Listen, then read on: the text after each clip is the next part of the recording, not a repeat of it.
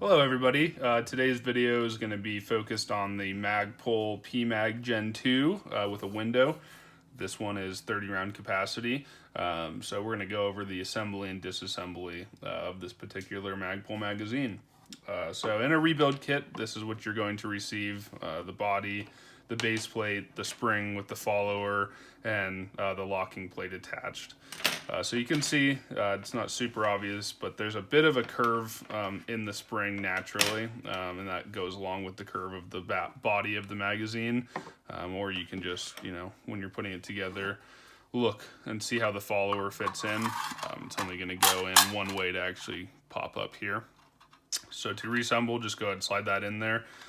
Take your base plate, and it's going to have one open end, and that open end is going to slide in from the front of the magazine and then lock into the base plate.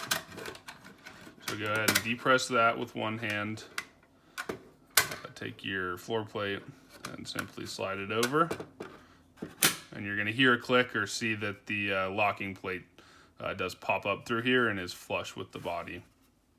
So when you need to disassemble these magazines to repair your existing magazines that maybe need new internals, or your feed lip or body is cracked, you're going to go ahead and approach it from the bottom, and you can use anything. You can even use your fingers, but you just need something to depress this little gray button.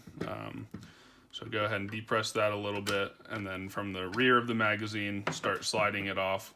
And keep some spring tension with your thumb on the spring as you pull off the base plate, or else it does have a tendency to launch out.